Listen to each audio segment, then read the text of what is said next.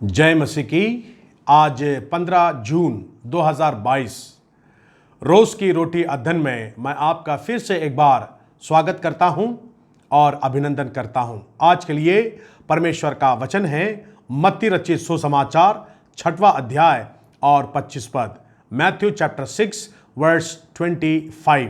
यहाँ पर इस प्रकार से लिखा हुआ है, इसलिए मैं तुमसे कहता हूं कि अपने प्राण के लिए ये चिंता न करना कि हम क्या खाएंगे और क्या पिएंगे, और न अपने शरीर के लिए कि क्या पहनेंगे।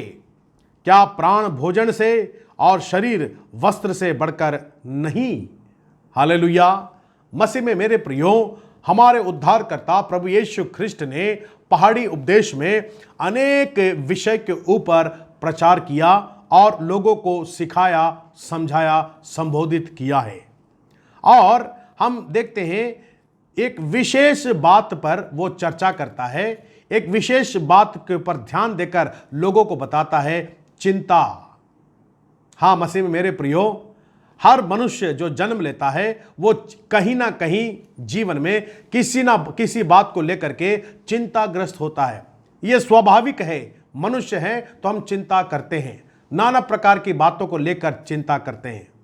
सबसे महत्वपूर्ण बात है क्या खाएंगे, क्या पिएंगे, कहाँ रहेंगे, क्या पहनेंगे। ये चार मुख्य बातें हैं और इसके बारे में हम बहुत ज़्यादा चिंता करते हैं। लेकिन परमेश्वर कहना चाहता है, तुम चिंता क्यों करते हो। चिंता करने के द्वारा हम इस बात को दर्शाते हैं कि हमारा परमेश्वर सक्षम नहीं है। हम जिस परमेश्वर पर विश्वास करते हैं वो हमारी पूर्ति नहीं करेगा। हम अविश्वास को प्रकट करते हैं चिंता करने के द्वारा, परंतु चिंता का विपरीत है विश्वास, आशा भरा जीवन। मेरा परमेश्वर मेरे साथ है, मेरी हर एक आवश्यकताओं को वो पूर्ति करेगा। वो मुझे कभी ना छोड़ेगा और कभी ना त्यागेगा। इसलिए चिंता करना हम छोड़ दें। चिंता करना छोड़ने का मतलब है ये नहीं कि हम अपने काम से लापरवाह हो जाएं, गैर जिम्मेदार हो जाए, ऐसा नहीं है। हमारी जो उत्तरदायित्व है, हमारी जो जिम्मेदारी है, उसको हम निश्चय पूरा करना चाहिए, मेहनत हम करना चाहिए, परमेश्वर उसका निश्चय फल देगा। इसलिए चिंता करना बेकार है। चिंता करने के द्वारा हम एक सफ़ेद बाल को काला नहीं कर सकते। चिंता करने के द्वारा हम जो हैं और चिंता को बढ़ावा देते हैं। चिंता करने के द्वारा हम इस बात को बताते हैं कि हमारा भरोसा अब परमेश्वर पर नहीं रहा, मुझे अपने आप पर भरोसा नहीं रहा, अपने ज्ञान पर मैं भरोसा, हम तर्क देना लगते हैं। यदि हम टोटली फोकस्ड हैं, हम पूरी तरह से परमेश्वर पर केंद्रित हैं, तो हम चिंता करना कम करेंगे, चिंता करना छोड़ देंगे, हमारा जीवन उसे समर्पित हम कर देंगे। मनुष्य होने के नाते हम बहुत बातों को चिंता करते हैं और बाद में जब वो हमारी अपेक्षा पूरी नहीं होती है, हम चिंता करके क्या करते हैं, दूसरे पे दोष लगा देते हैं। तेरे अनुसार, तो तेरे कहने के अनुसार ये बातें हो गई, तूने ये काम नहीं किया इसलिए ये चिंता मेरे जीवन में आ गई है। हम दूसरे पर क्या करते हैं, ब्लेम करते हैं, दूसरे के ऊपर हम दोष लगाना चाहते हैं। इसलिए आइए हम चिंता करना छोड़ें। कैसे? प्रार्थना के द्वारा, विश्वास के द्वारा, वचन के द्वारा।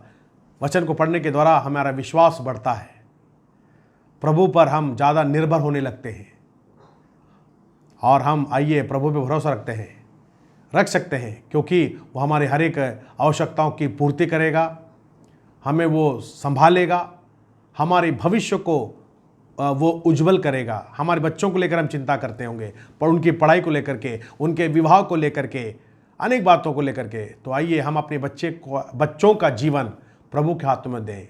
वो हमें कभी ना छोड़ेगा और कभी ना त्यागेगा। बाइबल में लिखा है, जितनों ने उसकी ओर देखा है वो कभी लज्जित नहीं हुए हैं।